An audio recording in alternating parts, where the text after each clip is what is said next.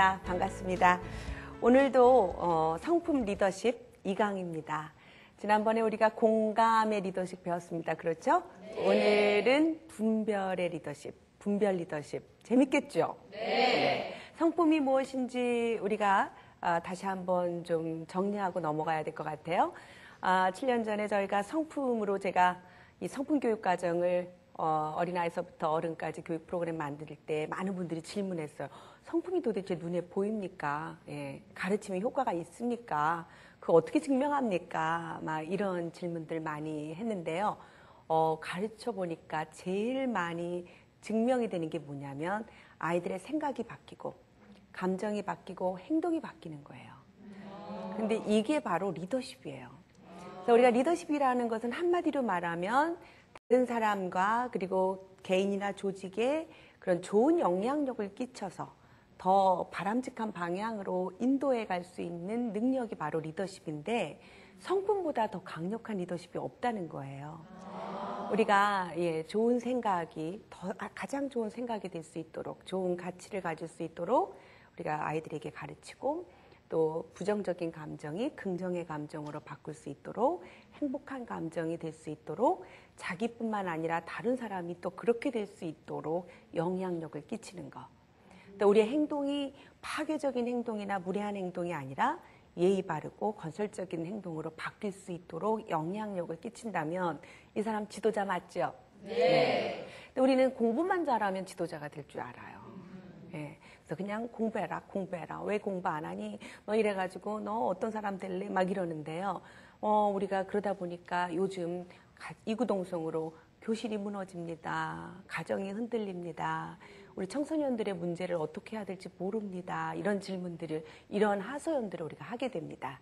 이제부터는 좀 더 건강한 영향력, 우리 자녀들의 그런 그 성품의 영향력, 더 좋은 성품이 돼서 이 땅을 그리고 이 세상을 그리고 우리 사람들을 그리고 우리 국가와 사회들을 더 좋은 그런 행복한 나라들로 만들 수 있는 강력한 영향력, 성품의 리더십 우리가 함께 생각해 볼 수 있는 그런 시간 갖겠습니다. 오늘 그래서 저는 성품이라는 단어를 가지고 계속 그 어린이 교육 프로그램만 아니라 어른들 프로그램 만들면서 이 리더십 프로그램을 만들게 됐는데 이 성품 리더십의 두 번째 분별력의 리더십 편이 되겠습니다. 여러분 지난번에는 공감의 리더십 했죠? 네. 그래서 이 공감의 리더십도 강력한 21세기의 지도자가 되는 조건인데 이제 그 공감만 해서는 되지 않는다는 것이죠. 어떤 것이 옳은 길이고 그른 것인지를 스스로 분별할 줄 아는 이런 그 분별하는 능력이 없으면 그것은 옳은 리더십이 아닙니다. 그래서 오늘 구체적으로 분별력의 리더십에 대해서 같이 나눠보도록 하겠습니다. 우리가 이 성품의 영향력은 굉장한 영향력이 되는데 부정적인 성품을 갖고 있는 사람도 영향력을 끼칩니다. 그런데 그런 이 부정적인 영향력은 이렇게 파괴적인 영향력으로 주변을 불행하게 만듭니다. 우리는 그런 사람들을 많이 보게 됩니다. 특별히 국가의 지도자나 또 정말 그 권력을 갖고 있는 힘을 갖고 있는 사람들의 성품이 부정적인 성품을 갖고 있으면 그 나라는 그리고 그 국민은 거의 죽음입니다. 옛날에 그 폴포트라고 하는 그 캄보디아의 대통령이 됐을 때 그는 분명히 좋은 생각이라고 생각해서 국가의 혁명을 하기 위해서 개혁을 하기 시작했는데 그 본인 한 사람의 생각의 잘못으로 정말 수많은 사람들이 죽음에 이르게 됐습니다. 여러분 영화도 그 킬링필드라고 하는 영화 보면 정말 그 캄보디아에 200만 명이 넘는 그 자국민들이 죽거나 부상을 당하거나 정말 너무 많은 그런 불행들을 겪게 됐는데 그때 그 사람은 지식을 갖고 있는 사람들을 그 가차없이 죽였죠. 그래서 심지어는 이 손을 만져보고 일하지 않은 흔적, 손이 매끄러우면 죽이고 안경을 썼다고 죽이고 정말 그때 여러분 여기 안경 낀 사람이 계시는데 그때 계셨으면 우리가 정말 그 억울한 일을 당할 뻔했습니다. 이렇게 우리가 부정적인 성품을 갖고 있는 지도자가 힘을 소유하게 되고 권력을 잡게 되면 정말 많은 사람들이 또 우리가 그 히틀러 우리 600만 명이나 되는 죄 없는 유태인들이 정말 죽음의 이슬로 사라지게 되었는데 얼마나 이런 그 부정의 영향력이 그 역사 속에서 아직도 남겨져 있는지 우리는 잘 알고 있습니다. 반면에 이 좋은 성품을 갖고 있는 사람, 좋은 성품의 리더십을 발휘하게 되면 세상이 행복해집니다. 좋은 영향력을 발휘하게 됩니다. 마찬가지죠. 여러분 가정도 생각해 보시면 여러분 지도자신데 부모님은 리더십이 있습니다. 싫든 좋든 엄마 아빠는 리더예요. 가정에. 여러분 성품이 좋으면 누가 행복합니까? 예, 여러분 자녀, 여러분 배우자, 심지어 여러분까지 다 행복하지 않습니까? 그러니까 나 한 사람이 변하면 우리 가정 누구나가 다 좋아집니다. 그리고 이것이 더 나아가서 사회에 흘러내려가는 거예요. 이게 바로 좋은 성품의 영향력입니다. 그래서 저는 이 성품 리더십이라는 정의를 이렇게 내렸습니다. 성품 리더십이란 성품 좋은 지도자가 자신의 좋은 성품으로 다른 사람의 생각, 감정, 행동의 변화를 일으켜서 그들이 더 좋은 가치를 선택할 수 있도록 돕는 그 리더십, 영향력, 이것이 바로 성품 리더십이라고 저는 정의를 내렸습니다. 무슨 말씀인지 아시겠죠? 그러니까 성품 좋은 지도자가 다른 사람의 생각을 변화시키고 감정을 변화시키고 행동을 변화시켜서 개인도 행복하게 만들 뿐만 아니라 그 사람이 속한 모든 사회와 조직과 국가를 더 좋은 가치로 바뀔 수 있도록 영향력을 끼치는 리더십이 바로 성품 리더십입니다. 그래서 우리가 그 공감인지 능력 그리고 분별력이라고 하는 덕목을 가지고 저는 이 12가지의 성품 리더십 프로그램을 개발했는데 우리가 이 공감인지 능력은 공감의 리더십으로 발휘가 되고 분별력은 이제 분별하는 리더십으로 이제 그 가장 귀중한 그런 덕이 돼서 흘러내려갑니다. 분별력이라고 하는 게 뭘까요? 분별력이라고 하는 것은 그 양심의 기능에 입각해서 옳고 그름을 이렇게 스스로 판단하는 능력이 바로 분별력입니다. 이것을 그 엄마한테 혼날까봐 아니면 누가 시켜서 그게 아니라 스스로 생각해서 이것은 아니야. 나는 옳지 않아서 안 해. 나는 이것을 선택할 거야. 왜냐하면 이게 옳으니까. 이렇게 옳고 그름을 스스로 판단할 수 있는 능력이 바로 분별력인데 이런 내면의 목소리를 들을 줄 아는 사람이 건강한 올바른 시민이 될 수 있고 도덕적인 행동을 할 수 있는 토대가 되는 정서입니다. 사실은 우리 자녀들에게요, 이 분별력 가르쳐 줘야 돼요. 이것이 엄청나게 중요한 그런 리더십이 됩니다. 우리는 그냥 공부만 잘하면 되지 그 아이가 그 올바르지 못한 선택을 해도 그 분별력이 약해도 그 아이가 공부 잘한다 그러면 그냥 면죄부로 넘어가는 그런 약간의 습관들이 있었는데요. 이제는 우리가 공부보다 더 중요한 거, 아이들 스스로가 분별할 줄 아는 능력을 갖게 하는 거 굉장히 중요합니다. 어려서는요, 이제 이 분별력을 갖게 하기 위해서 부모님들이 훈계하죠. 이 훈계하는 거 굉장히 중요한 것입니다. 잘해야 됩니다. 잘못 훈계하면 자녀들이 평생 상처가 돼요. 그러나 아이들을 사랑하는 마음으로 문제를 예방하는 마음으로 이렇게 하는 거야, 이러면 안 돼, 이렇게 해야 돼, 이렇게 그 올바른 길을 가르쳐 주는 것, 이거 훈계죠. 이 훈계 잘하면 이것이 바로 아이들의 그 디딤돌이 돼가지고 아이들이 옳은 행동을 할 줄 아는 토대가 됩니다. 그런데 요즘 너무 바빠요. 엄마 아빠가 너무 바쁘고 아이들이 집에 들어오면 그냥 TV 보면서 TV 속에 있는 가치관을 배우고 그냥 자녀들하고 또 저희 친구들하고 잘못된 가치관을 배우고 인터넷을 통해서 잘못된 지식들을 습득합니다. 이게 아주 문제가 되는 거예요. 그러다 보니까 아이들이 점점 성장하면서 올바르고 자기에게 정말 건강한 그런 힘이 돼줄 수 있는 옳은 것들을 선택해서 나가야 되는데 자꾸 아이들이 부정적인 것들을 선택하고 나가는 거예요. 나중에는 크면 어떻게 손을 못 댑니다. 그래서 아주 어렸을 때부터 이 분별력의 리더십을 가르쳐 주는 것은 아주 중요한 일이 되는 것이죠. 그래서 이 분별력의 리더십은 확고한 분별력이 있어야 되는 것입니다. 내면 속에 깃들어 있는 양심의 기능을 강화하는 건데요. 사람마다 양심이 있어요. 그것이 바로 동물과 다른 것이죠. 그래서 이 갖고 있는 그런 우리가 인간만이 가지고 있는 그런 고유한 특권, 우리에게 있는 그 양심을 따라 아이들이 그 음성을 듣게 하는 것, 이것이 바로 아이들이 더 옳은 판단을 하고 더 성공할 수 있는 지름길이 될 것입니다. 아브라함 링컨이 정말 남북 전쟁을 승리로 이끌고 노예 해방을 이끌고 참 많은 일들을 한 옳은 그런 지도자입니다. 한 기자가 그런 이야기를 했습니다. 어떻게 대통령께서는 이렇게 좋은 일들을 이런 좋은 결단들을 할 수 있었습니까? 라고 질문했을 때 아브라함 링컨이 그런 말을 했어요. 나도 날마다 소리를 듣습니다. 날마다 내 안에 포기하라는 소리, 절망하라는 소리, 그만하라는 소리, 이런 소리들을 계속 듣습니다.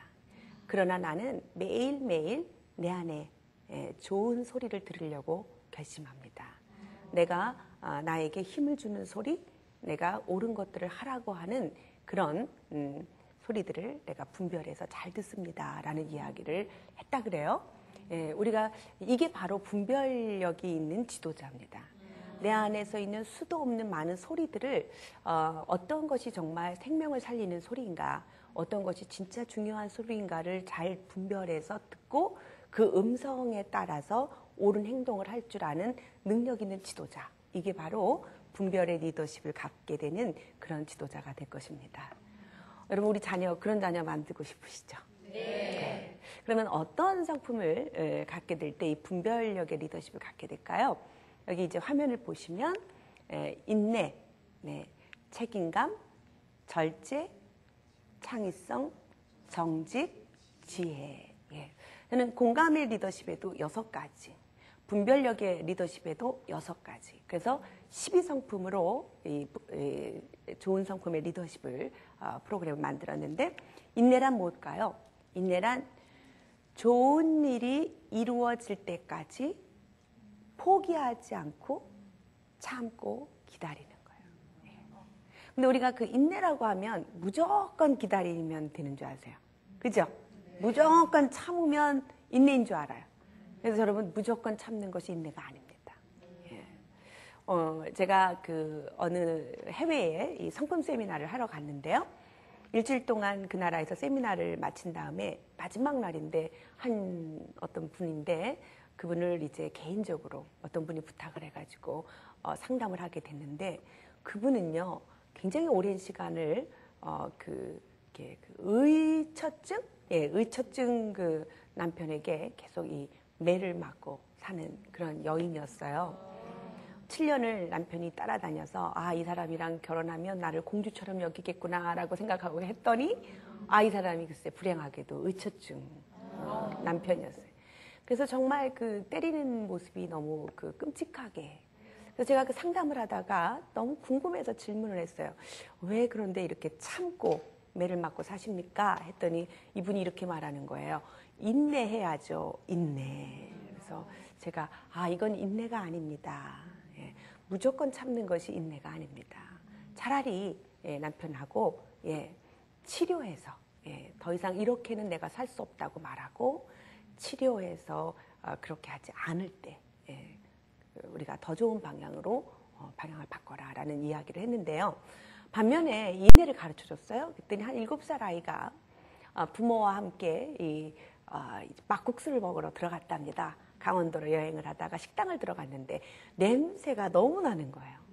그래서 냄새가 너무 나서 앉아있기가 역겨운데 아무도 냄새 난다는 소리를 못했던 거예요. 음식을 시키고 앉아있는데 7살짜리 아이가 엄마 나가자, 너무 냄새가 나요, 이렇게 말했대요. 그랬더니 엄마가 이렇게 말했답니다. 너 참아야지, 너 성품학교에서 인내 배웠잖아, 이렇게 말했대요. 그랬더니 얘가 이렇게 말하는 거예요. 엄마, 인내란 좋은 일이 이루어질 때까지 불평하지 않고 참고 기다리는 건데 여기서 인내하면 뭐가 좋아요? 그러더래요. 그래서요, 굉장히 그 소식을 듣고 그 소리를 들은 엄마가 인내라는 것을 굉장히 이렇게 정확하게 알고 있었구나라는 생각을 했다는데, 바로 인내란 좋은 일이 이루어질 때까지 불평하지 않고 참고 기다리는 거예요.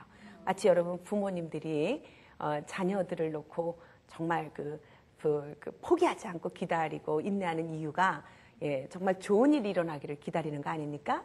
그래서 정말 부모님들이 갖춘 그 최고의 성품은 인내의 성품이라고 저는 생각하는데요.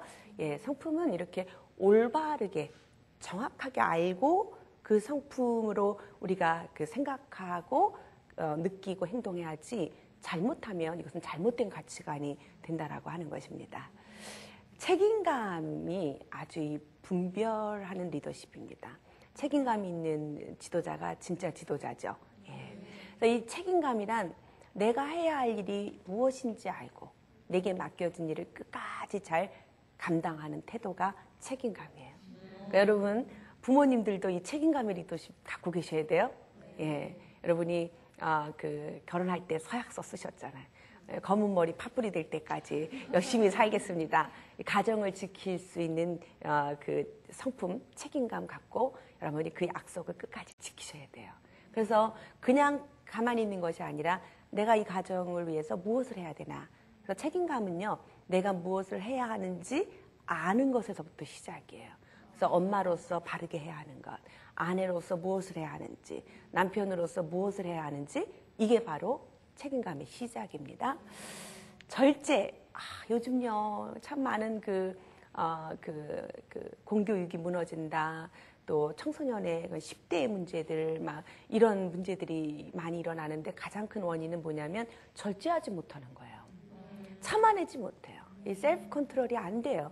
이것이 아주 심각한 우리 청소년의 문제가 됐는데 그것은 분별력의 리더십을 가르치지 않았기 때문에 그래요. 우리 아이들에게요, 너무 지나친 이기하는 거, 이거 아이들의 이 절제력을 가르치지 못하는 거예요. 그러니까 너무 귀하니까 하나나 둘밖에 없잖아요, 요즘 우리 자녀들이. 그러니까 아이들이 요구하면 다 들어주는 거예요. 그냥 뭐 엄마 아빠가 뼈가 빠져도 내가 너만은 이러면서 우리가 막 이러죠. 근데 이런 지나친 이계가 나중에 이제 이 아이들이 10대에 가서 방관, 방종 이런 모습으로 나타나는 거예요. 근데 어렸을 때는 그냥 이쁘다 그러고 다 해주다가 나중에 이제 10대가 돼가지고 이제 기대하는 행동들이 안 나오면 너 이래가지고 뭐가 돼? 안 돼. 그리고 그때부터 이 절제를 가르치고 막 이렇게 이제 참아봐 막 이러면 안 돼요. 고삐 뿔린 망아지가 갑자기 됩니까? 그러니까 아예 어렸을 때부터 절제라는 것은 바로 이것입니다. 내가 하고 싶은 대로 하지 않고 꼭 해야 하는 일을 선택하는 거. 따라해보세요. 내가 하고 싶은 대로 하지 않고 꼭 해야 할 일을 선택하는 거. 멋지죠? 저도 아들 셋 키울 때요. 계속 공부해라 했는데 공부 안 하더라고요. 공부 엄청 못해가지고 저희 엄청 속색이었어요. 그런데 성품을 가르쳤어요. 절제 가르쳤어요. 인내 가르쳤어요. 책임감 가르쳤어요. 너 때문에 다른 사람 행복하게 되는 배려 가르쳤어요. 스스로가 공부하더라고요. 지금 공부 잘합니다. 그래서 우리가 아이들에게 이런 그 성품을 가르치는 것이 학업 능력을 좋게 하는 거라고 제가 자꾸 강조하는 이유가 제가 체험을 했기 때문에 그런데요. 절제할 줄 아는 아이들이 공부합니다. 그래서 우리가 아주 재미난 실험 했잖아요. 4살짜리 아주 그 미국에서의 실험인데 어린 아이들에게 아주 맛있는 그런 그 머시멜로 갖다 주고 이거 참고 안 먹고 있으면 선생님 갔다 와서 올 때까지 안 먹고 기다리고 있는 사람에게 더 많은 걸 준다 그랬어요. 그런데 한 그룹은 선생님 나가자마자 그냥 와장창 먹어버리고 한 사람은 애들은 이쪽 반을 그냥 끝까지 참고 기다렸단 말이에요. 절제했단 말이죠. 그래서 이 그룹을 두 그룹으로 나눠서 아주 오랜 종단 연구를 실시했어요. 이 애들이 어떻게 자라나 보니까 이렇게 절제하는 것을 어렸을 때부터 연습이 안 된 애들은 굉장히 커서도 부모 속을 썩이고 반사회적인 행동을 하고 폭력적이고 절제하지 못하고 학업 성적 나쁘고 그런데 이쪽에 정말 자신을 어렸을 때도 이렇게 꼭 참고 더 큰 그런 더 좋은 그런 보상들을 놓고 인내하고 기다렸을 줄 알았던 이 사람들은 절제할 줄 알았던 이 어린 아이들이 성장하면서 보니까 공부도 잘하고 SAT 만점도 맞고 좋은 대학 들어가고 부모님들이 정말 기뻐하는 이런 자부심 있는 아이들로 크더라는 거예요. 예. 그러니까 이게 바로 절제하는 성품입니다. 그리고 창의성이죠. 창의성도 여러분 분별력이 있어야 되는 거 아십니까? 예. 창의성이라는 것은 모든 생각과 행동을 새롭게 시도해 보는 게 창의성이에요. 그런데 여러분 무조건 새롭게 시도해 본다고 다 좋은 일이 아니죠. 분별의 리더십이 있어야 이게 진짜 좋은 성품이 되는 것입니다. 내가 새롭게 시도해보고 새로운 생각, 새로운 행동, 새로운 감정을 가져봤는데 이게 다른 사람에게 유익이 안 되고 파괴가 돼. 그러면 어때요? 그런 좋은 성품이 아니죠. 그것은 좋은 리더십이 아니에요. 그래서 우리가 분별할 수 있어야 돼요. 이것이 이 내 새로운 생각이 내가 이렇게 새롭게 시도하는 이거에 나와 다른 사람에게 유익이 되는지를 살펴볼 줄 아는 리더, 이런 사람을 키워야 합니다. 정직이죠. 예, 정직은 있는 그대로 말하고 있는 그대로 표현하는 능력이 바로 정직입니다. 그런데요, 요즘 참 이 정직, 우리가 이제 그 청소년이나 그리고 초등 아이들에게 이 정직을 가르치면서 자, 네가 그 컨닝하는 거 옳은 일이냐, 그런 일이냐, 해야 될까 말아야 될까 이렇게 토론을 붙이면요, 많은 애들이 다른 애들이 다 하면 나도 해야죠. 나만 안 하면 나만 손해죠. 막 이러면서요, 굉장히 그렇게 얘기합니다. 그래서 이 정직 가르칠 때 굉장히 어려웠어요. 왜냐하면 정직하면 손해 본다라는 생각이 너무 커요. 예. 왜 그럴까요? 주변에서 우리 아이들이 어른들을 통해서 그렇게 배워서 그래요. 우리 부모들이 좀 많이 생각해 봐야 됩니다. 아이들이 말입니다. 이상한 걸 가지고 놀고 있어요. 너 그거 어디서 났니? 엄마가 친구 집에서 갖고 왔어요. 만약에 그랬을 때 여러분 뭐라고 말할 것이냐? 우리가 여러분 정말 안 된다고 말할 것이냐? 어떤 아빠가 그랬대요. 아빠한테 말해주지. 그러면 아빠가 회사에서 더 좋은 거 갖고 올 거예요. 이런 것들이 아이들에게 이런 그 정직하지 못한 그런 성품들을 가르치게 되는 그런 자그마한 그런 경험들이 될 거라는 거죠. 근데 많은 분들이 정직하면 손해본다라는 생각 바꿔줘야 돼요. 정직하면 유익이 있습니다. 어떤 유익이 있을까요? 신뢰감을 받아요. 예. 제가 이 정직 가르치니까 어떤 선생님이 저한테 박사님, 정직하면 뭐가 좋습니까? 지금 이 시대는 정직해서 손해보는 사람 너무 많은데 그럼 우리 아이들에게 어떻게 가르쳐야 합니까? 이렇게 질문하더라고요. 그런데요, 정말 많은 사람들을 보면 성공한 사람들은 정말 끝까지 정직했을 때 그 사람이 끝까지 가는 거죠. 우리가 청문회 할 때 보면 굉장히 그런 인지 모든 능력에 있어서 뛰어난 분이죠. 배경이나 경험상으로 못 따라갈 만큼 뛰어나잖아요. 그런데 어디서 넘어지냐면 청문회에서 넘어지지 않습니까? 그래서 이 정직한 리더, 그런 사람이 정말 끝까지 성공할 수 있는. 그래서 정직하면 뭐가 좋아요? 신뢰를 얻어요. 사람들이 신뢰하면서 그 신뢰를 바탕으로 성공할 수 있는 힘을 갖게 됩니다. 마지막으로 우리가 이 지혜라고 하는 성품이 이 분별의 리더십을 갖게 하는 좋은 성품인데요. 이 지혜는 뭘까? 지혜란 내가 알고 있는 지식을 다른 사람에게 유익이 되도록 사용할 줄 아는 능력입니다. 근데 여러분 무조건 아는 것이 힘이야. 그러니까 무조건 공부해. 막 이러지 마세요. 예, 그래서 우리도 내가 이렇게 공부해서 다른 사람에게 어떤 도움이 될 수 있는지 이렇게 그런 이야기들을 좀 들려줘서 우리가 공부하고 지식을 갖는 것이 결국은 다른 사람을 도와주는 사랑으로 표현이 되고 그리고 이 지식이 다른 사람에게 유익이 되게 하고 다른 사람을 파괴하는 능력으로 우리가 알고 있는 힘을 쓰는 게 아니라 다른 사람을 세우고 도와주고 더 좋은 나라를 만드는 데 써야 된다라고 하는 이 진짜 지혜를 우리가 가르쳐줘야 됩니다.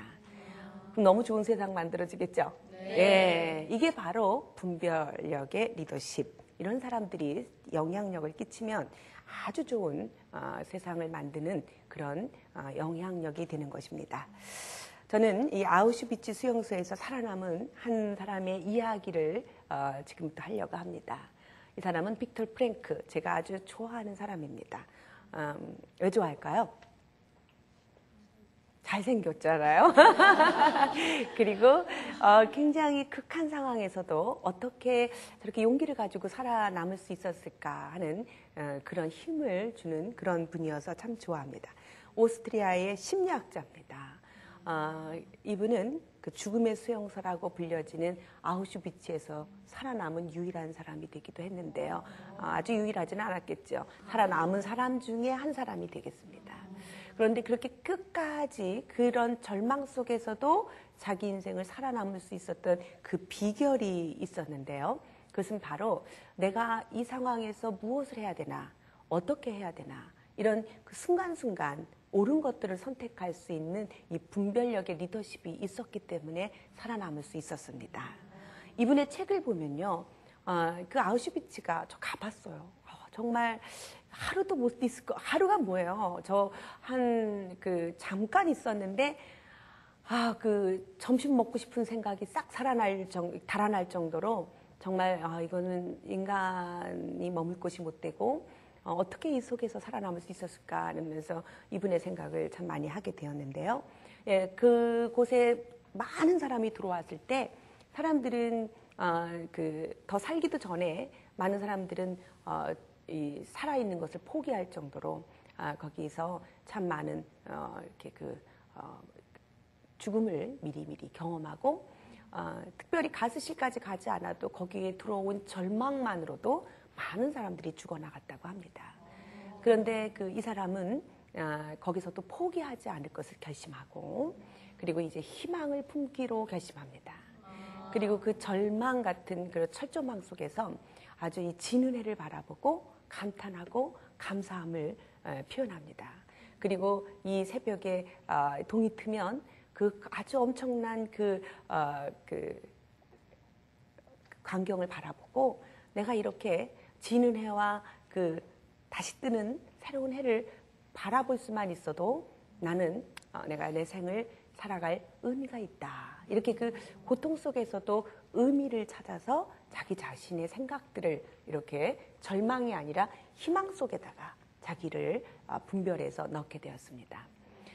다른 사람들은요, 이 빵 하나씩 배급을 받고 이걸로 하루를 견딜 때 절망하고 이거 먹고 어떻게 사냐고 한탄하고 절망할 때 이분은 반만 먹고 그 반을 다른 사람에게 나눠주었습니다. 그리고 이 물 한 컵으로 여기 이렇게 물 한 컵으로 이제 하루를 살아야 될 때 다른 사람들은 이거 먹기도 굉장히 모자라는 물을 말입니다. 반은 남겨서 자기 얼굴을 닦습니다. 그러니까 인간으로서의 존엄성을 이렇게 자기 자신을 지켜나가는 거예요. 그리고 유리를 그 땅에서 주워가지고 갈아요. 그래서 그걸로 아주 이렇게 수염을 깎아요. 그러니까 여러분 매일 아침 이제 군인들이 말입니다. 이렇게 그 가스실로 들어가니까 노동력이 없는 사람들부터 데리고 가잖아요. 그런데 이분 앞에 서면 인간의 그 존엄성, 근접지 못할 존엄성 때문에 이 사람을 데리고 못 가는 거예요. 그래서 끝까지 살아남았어요. 끝까지 살아남아서 이 사람은 그 수용소에서 나오게 됩니다. 그리고 그 후에 그런 로고스 테라피라고 하는 아주 심리학의 이론을 만들어서 많은 사람들을 도와주게 되었습니다. 그런데 그분은 이런 말을 했어요. 나중에 그 로고스 테라피의 내용 중에 이런 말을 합니다. 고통은 될 수 있는 한 피하는 것이 바람직하다. 그러나 피할 수 없는 고통에 대해서는 어떻게 해야 할지 분별해야 된다. 그 고통스러운 운명이 바뀌어질 수 없다라고 생각이 들면 오히려 그것을 즐기고 그것을 운명으로 받아들이고 그것을 더 의미 있는 어떤 작업으로 바꿔나가야 된다. 멋지지 않아요? 네. 여러분 삶에 있는 그런 고통, 절망, 어려움, 나 못 살겠다 이러면서 그냥 끝나는 게 아니라 우리가 한번 분별해 보는 거예요. 이걸 정말 내가 피할 수 있는 것인지 아니면 내가 이길 수 있는 것인지. 근데 이길 수도 없고 피할 수도 없으면 어떻게 해야 됩니까? 즐기고 그 고통으로 의미롭게 살아가시기 바랍니다. 멋지죠? 네. 이분이 그래서 이런 이 분별력의 이 리더십으로 자기 인생을 끝까지 건설해 나갔어요. 살아남았습니다. 그리고 그는 이런 그 아우슈비츠에서의 경험들이 뒷받침이 된 그런 이론들을 만들어서 사람들을 도와주기 시작한 거예요. 멋지지 않습니까? 우리가 바로 이게 이렇게 우리 아이들에게 이런 리더십을 주는 것이 바로 분별력의 리더십이에요. 우리 아이들이 너무 그 리더십이 없어요. 부모가 시키는 대로만 살아서 그래요. 그러니까 여러분 너무 이거 해라, 저거 해라, 이거 해라 이러지 마세요. 분별력의 기초는 자기 의지를 사용해서 선택해보는 능력이 있어야 되는 거예요. 그래서 매일매일 아침 식사할 때도 그렇고 아니면 뭐 식당에 가서 무엇인가를 우리가 그 시켜줄 때 너 이거 먹어 하고 제일 싼 거 시켜주지 말고 또 엄마가 생각할 때 좋은 거라고 생각해서 이거 먹으라고 떠밀키지 말고 뭐 먹을래? 네가 선택해봐. 뭐 입을래? 네가 선택해봐. 이렇게 해서 이렇게 선택할 수 있도록 그래야 아이들이 자기 인생에서 어려운 일이 있을 때 이게 어떤 게 나한테 이롭지? 어떤 게 나한테 그런지 이렇게 분별할 수 있을 텐데 우리는 한 번도 자기 의지를 갖고 선택해보는 경험을 안 주는 거예요. 그러니까 이게 문제인 거예요. 그래서 선택하게 하세요. 아이들이 방학 때 뭐 이렇게 텔레비만 열심히 보고 있으면 엄마가 막 아주 속이 상합니다. 그러면 갑자기 막 가가지고 확 꺼버리고 너 언제 공부하려고 그래? 막 이렇게 하지 마시고 선택하라 그랬죠. 선택을 주세요. 자, 어떡할까? 5분 볼래? 10분 볼래? 5분만 더 볼까? 10분만 더 볼까? 똑같이 텔레비 끄라는 소리보다 훨씬 분별력의 리더십을 키워주는 방법이죠. 그럼 아이들이 생각합니다. 그래서 10분이요. 그러면 그래. 그러면 10분 있다 끄자. 10분을 기다려줍니다. 여러분 싸우는 시간보다 차라리 10분 기다려주는 시간이 더 빨리 지나갑니다. 10분 됐어요. 어떻게 말할까요? 엄마가 끌까? 네가 끌까? 왜냐하면 분별력의 리더십은 뭐 하는 경험? 선택해보는 경험. 이거 굉장히 중요한 거예요. 그러면 아이가 내가 끌 거라고 하고 본인이 끕니다. 그때 아이가 이렇게 리더십을 갖는 거예요. 아이들 마음속에 자기 스스로가 나도 뭔가 내 의지를 갖고 내가 선택할 수 있어. 이거 중요한 경험이에요. 우리나라 교육이 이런 그 선택해 볼 수 있는 경험을 너무 많이 박탈했어요. 그래서 아이가 태어나면 부모들이 막 청사진을 만들어서 애들 평생에 가야 할 길들을 다 적어서 애들 매니저가 되셔서 그냥 애들을 끌고 갑니다. 그리고 학교에 가서도 선생님들이 그냥 하는 대로 자기는 그냥 끌려만 갈 뿐이지. 그러니까 아이들이 나중에 어떻게 돼요? 옳은 것을 선택할 수 있는 힘이 부족한 거예요. 그래서 참 아이들이 어려움이 있고 절망이 있으면 그냥 스스로 자기 목숨을 끊어버려요. 그래서 참 우리나라가 OECD 국가 중에 청소년 자살률이 1위인 나라가 된 거, 이것은 참 비극인데요.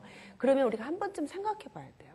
우리 아이들의 그런 지금의 환경이 우리가 옛날 우리 부모들이 살았던 시대보다 훨씬 더 어려워서 그럴까? 아니거든요. 그 아이들이 무엇을 선택해야 될지 옳은 선택을 하는 그런 경험들이 부족해서 조금만 어려움이 있으면 아주 극적인 그런 부정의 그런 선택을 하는 그건 왜 그러냐면 여러 가지 영향력이에요. 사회적인 영향력, 우리가 조금 더 긍정적으로 선택할 수 있는 이런 그 분별력의 리더십을 우리 자녀들에게 보여줘야 되는 거죠. 이 윈스턴 처칠은 저는 그 인내하는 그 성품의 아주 그 리더십으로 이 처칠 수상을 소개합니다. 그는 이런 말을 했어요. 옥스퍼드 대학의 졸업생들에게 포기하지 말자. 절대로 포기하지 말자. 절대로 포기하지 말자. 이렇게 멋있는 말을 했어요. 그래서 이 옥스퍼드 대학의 졸업식 축사 중에서 그런 말을 했다는 거예요. 그럴 때 이 졸업생들이 다 일어나서 기립박수를 쳤는데, 이 윈스턴 처칠은 정말 그 자신의 인생을 인내한 지도자입니다. 본인 개인을 위해서도 엄청난 그런 그 많은 고난의 시간들을 인내함으로 자기 인생을 성공시켰고, 또 우리가 그 분별력의 리더십이죠. 분명히 히틀러가 전쟁을 일으킬 것이다 하고 이 전쟁에 대응해서 전쟁 준비를 하자라고 이 분별함의 소리들을 이야기했지만 그의 적수는 아니라고 이야기를 했고 결국은 이 윈스턴 처칠의 분별력에 맞았어요. 히틀러가 전쟁 준비를 마친 후에 전쟁을 일으켰잖아요. 그래서 이렇게 상황 판단을 하면서 어떻게 내가 그 옳은 선택을 할 것인지를 참 뛰어나게 잘 알 수 있었던 그런 분별력의 리더십이라고 저는 생각을 하게 됩니다. 여러분 이제 이러고 보니까 여러분 어때요? 우리 자녀들에게 일찍부터 이런 분별력의 리더십을 갖추게 해주고 싶은 생각이 너무 많이 들지 않습니까? 네. 제게도 그 막내 아들이 있는데 우리 막내 아들이 이런 말을 합니다. 엄마, 그 학교에서 이렇게 애들을 보면 또 지나가는 사람들을 보면 그 요즘 그 이런 마약이나 또 이런 인터넷 중독이나 또 이런 그 정말 하지 말아야 되는 일들을 하는 사람들이 많은데 내 친구들 중에서도 우리 반 아이들 중에서도 점점 많아지는 것 같아. 이런 말을 할 때 깜짝 놀랍니다. 여러분도 깜짝 놀라죠? 우리가 어떻게 우리 아이들을 키워야 할지 정말 혼란의 시대인 것 같아요. 그랬을 때 그래? 그러면 너는 어떻게 하니? 엄마, 나는 안 해. 왜? 내 친구들은 안 해. 왜? 나쁜 것이기 때문에 안 해. 우리가 이것이 굉장히 중요한, 이것은 나쁜 것이기 때문에 안 해. 이것은 옳은 것이기 때문에 내가 해. 이런 그 스스로의 결단력이 굉장히 중요한 리더십이 되는 것입니다. 한 아이가 친구들하고 같이 이 파자마 파티를 하러 친구 집에 모였다 그래요. 파자마 파티 아시죠? 예, 잠옷 입고 하루를 온라인 타는데 애들이 다 앉아가지고 이제 영화를 보고 있는데 한 아이만 유독 부엌으로 가서 영화를 안 보고 혼자 앉아 있는 거예요. 그래서 그 집에 그런 모인 그 주인 엄마가 너는 왜 애들하고 안 노니? 왜 가서 영화 보지 않아? 그랬더니 이 아이가 이렇게 말했다는 거예요. 저희 집에서는요 19세 이상 불가는 안 보기로 했거든요. 그러면서 이 약속을 지키기 위해서 엄마가 없어도 아빠가 없어도 그 약속한 것을 지키기 위해서 혼자서 부엌에 앉아 있더라는 거예요. 이런 아이가 분별력의 리더십이 있는 아이 아니겠어요? 근데 사실은 이것은 이렇게 부모에게 교육을 받았기 때문에 그렇습니다. 그래서 우리가 어떻게 그 교육을 아이들에게 시킬 수 있나, 이것은 굉장히 중요한 이 시대의 그 부모들의 과업이라고 생각합니다. 이 분별력의 리더십을 소유한 지도자는 특징들이 있는데 이런 특징들이 있어요. 올바른 행동이 무엇인지 알고 그대로 실행할 수 있고요. 그 다음에 두 번째는 분별력의 성품으로 다른 사람에게 더 좋은 가치의 개념을 이해시키고 경험시킬 수 있습니다. 그러려면 이 시대의 부모나 교사들이 먼저 이런 분별력의 리더십을 소유한 지도자가 돼야 됩니다. 자, 우리가 그러면 어떻게 하면 이런 그 자녀들에게 또 다음 세대에게 또 우리의 그런 그 다음의 지도자들에게 이 분별력의 리더십으로 양육할 수 있을까? 첫째는요, 모범을 보여주셔야 돼요. 여러분, 성품은 모델링을 통해서 배워나갑니다. 우리가 이 말로 가르친다고 되는 거 아니에요. 또 야단친다고 되는 거 아닙니다. 소리 지른다고 되는 거 아니에요. 우리가 먼저 모델링을 보여줘야 돼요. 그래서 분별력의 모범을 우리 부모님들이 또 혹은 우리 교사들이 또 혹은 지도자들이 먼저 보여줘야 돼요. 그래서 하버드 대학의 로버트 콜스 교수가 이런 말 했어요. 어린 자녀가 인지하는 것은 매일매일 일상에서 보는 짧은 단서들이다. 그러니까 여러분, 우리 자녀들이 일상생활에서 보는 엄마 아빠의 태도가 분별력이 되는 거예요. 그러니까 여러분, 우리는 아주 쉽게 엄마 없다 그래, 엄마 없다 그래 이렇게 말할 때, 그러면 그 어린 자녀는 때로는 그렇게 있어도 없다고 말하는 거짓말해도 되는 거구나, 이렇게 그 분별력을 갖게 됩니다. 두 번째는 그 분별력을 갖게 하려면요, 우리가 그 분별력을 가르치는 사람들과 친밀한 관계를 유지해야 돼요. 그러니까 이게 옳은 길이야. 이것이 네가 힘들어도 가야 할 길이야. 이런 것을 가르쳐 주려고 하면 사실은 이거 굉장히 큰 가치를 전수하는 건데요. 이것이 친밀한 관계 없이 무섭게만 해가지고 공포감을 주면서는 절대로 따라오지 않습니다. 그래서 우리가 어떤 사람들에게 우리 아이들이 애착을 느끼고 또 따라가는가, 이렇게 그 친밀한 사람들입니다. 내가 친하다고 느끼는 사람, 나를 사랑한다고 느끼는 사람, 자기가 좋아하는 사람의 말을 따라갑니다. 요즘 우리의 비극은요, 부모의 말을 따르는 것보다 많은 청소년들이 그 꿈이 연예인 되는 게 꿈이랍니다. 그래서 이런 연예인을 따라서 참 많이 모방들을 하는데요. 예, 그래서 참 이런 사회에 그런 그 리더십들이 더 있어야 되겠다라고 하는 그런 위기감을 느끼게까지 되는데요. 우리가 그 부모들의 그런 가치관을 따르게 하려면 부모와 자녀가 서로 친밀한 관계를 유지해야 됩니다. 그래야 부모가 말하는 것이 아이들이 그게 옳은 거구나 라고 인정하게 돼요. 그런데 우리가 자꾸 자녀랑 관계를 맺는 시간이 없고 또 우리가 아이들에게 그 야단만 치는 이런 양육으로는 우리 생각하고 있는 좋은 그런 분별하는 리더십을 자녀들에게 영향력을 발휘할 수가 없습니다. 세 번째는요, 부모의 가치관을 자주 이야기해 주어야 합니다. 특히 어렸을 때는 이게 굉장히 큰 영향력이 되는데요. 커서 이야기를 하면 사실은 참 많이 영향력이 떨어집니다.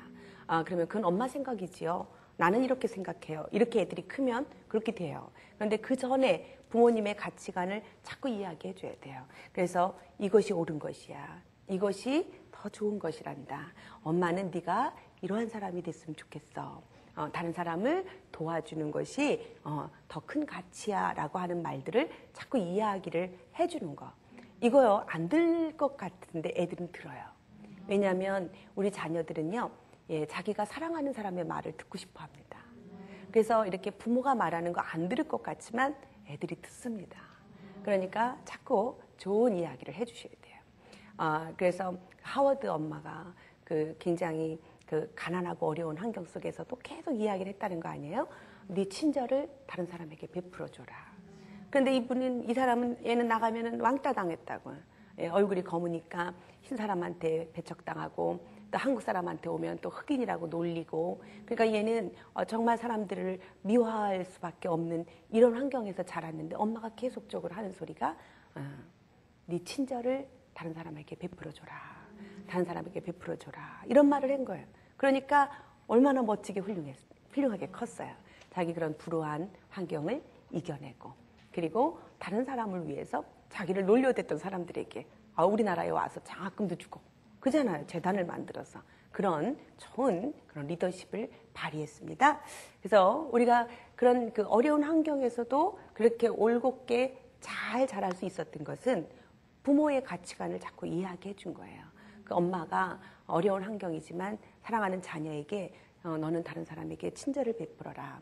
친절이 가장 큰 가치다라고 자꾸 이야기해 줬기 때문에 그렇게 밝고 명랑하고 웃음 많고 그러면서 긍정적인 지도자로, 그러면서 자기 인생의 그런 불행들을 잘 분별해서 이겨나갈 수 있는 그런 리더십으로 성장하게 되었다고 생각합니다.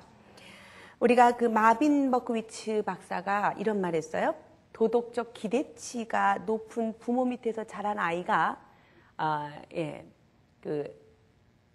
더 높은 그런 그 도덕적 가치를 갖게 된다. 그래서 이런 그 기대치, 이 도덕적 기대치가 높은 부모, 그러면 아이들이 그걸 다 따라줄 수는 없지만 그래도 그렇지 않은 부모 밑에서 자란 아이들보다 훨씬 더 도덕적으로 높은 아이들로 성장하게 된다라고 하는 것입니다. 그러니까 우리가 부모로서 올바르게 행동하려고 하고 분별력 있게 내 인생을 살려고 하는 이런 노력들이 아이들에게 아주 좋은 영향력이 되는 것입니다. 우리가 그 아이들에게 이 분별력을 키워줄 때 질문하는 것이 좋습니다. 우리는 질문하지 않습니다. 아이들에게 말할 때 제가 이 부모님들하고 같이 교육을 하다 보면 어떤 말을 가장 많이 사용하냐고 물어보면 딱 몇 마디 말이 있어요. 공부했니? 숙제했니? 공부해라. 학원 갔니? 해라. 했니? 하지 마. 강요, 지시. 그런데 우리는 그런 말보다는 질문을 해서 아이들의 분별력을 자꾸 높아줘야 된다는 거예요. 예를 들면 이런 거죠. 네가 이렇게 해서 행동한 것이 가장 좋은 행동이었니? 이렇게 질문해서 자꾸 생각하게 만드는 거예요. 분별하게 만드는 거예요. 네가 만약에 하겠다고 하고 약속을 안 지키면 상대방은 어떤 기분이 들까? 이런 질문. 네가 그렇게 약속을 어기면 네가 다른 사람은 너를 볼 때 어떤 생각이 들겠니? 이런 질문들. 그래서 이렇게 그 옳은 행동을 하는 것에 대한 자꾸 이렇게 강요와 지시보다는 생각하게 만드는 질문을 자꾸 하시는 게 좋겠습니다. 그리고 아주 중요한 공동체의 규칙과 방침을 설명해 주는 것입니다. 여러분, 아이들이 이 땅에 태어나면 어렸을 때는 아이들이 백지 같아가지고 어떻게 해야 옳은 것인지 모릅니다. 그래서 아이들이 성장할 때 0, 3세 때 부모들이 이렇게 하는 거야, 아이 잘한다, 이건 안 돼, 막 이러는 것들이 아이들의 지침돌이 돼서 평생에 이런 가야 하는 길들이 돼요. 그래서 3살 버릇 80까지 간다지 않습니까? 그래서 우리가 3살 때 가르치는 것이 옳은 분별력이 돼서 80까지 가는 거예요. 그러니까 우리가 이제 필요한 것들은 뭐냐면, 우리가 더 행복하기 위해서는 우리 집에서는 이렇게 해야 돼. 자, 우리 엄마는 이렇게 약속을 지켜야 되고, 이런 것으로 사람을 때리는 것은 절대로 안 돼. 물건을 던져서는 안 돼. 엄마가 한 번만 부르면 밥 먹자 하면 다 달려오는 거야. 이런 어떤 여러분이 만들고 싶어하는 그런 가정의 규칙들 있죠. 그런 것들을 이렇게 세워나가는 거예요. 그러면 아이들이 그것이 이 공동체 안에서는 이렇게 규칙을 지켜야 하는구나, 이걸 깨닫게 돼요. 그래야 학교에 가면 학교에 규칙과 질서가 있다는 걸 인정합니다. 그리고 그것을 따르게 됩니다. 그리고 사회에 나가면 사회에 규칙과 질서가 있다는 것을 인정하고 그런 것들을 존중하는 그런 분별력 있는 사람들이 됩니다. 요즘 우리 사회가 많이 혼동돼 있습니다. 자기 기분이 안 좋다고 나라 국보에다 불도 지르는 사람이 생기는가 하면요, 정말 어떻게 우리 자녀들을 잘 길러야 할지 참 막연할 때가 많은데요. 어렸을 때부터 옳은 길, 그리고 해야 할 일, 마땅히 행할 길이 무엇인지를 가르치는 그런 부모님들이 되시기를 바랍니다. 어렸을 때 배웠던 그런 가치관들이 평생의 지침이 돼서 옳은 영향력, 분별력의 리더십으로 성공하는 인생을 살게 됩니다.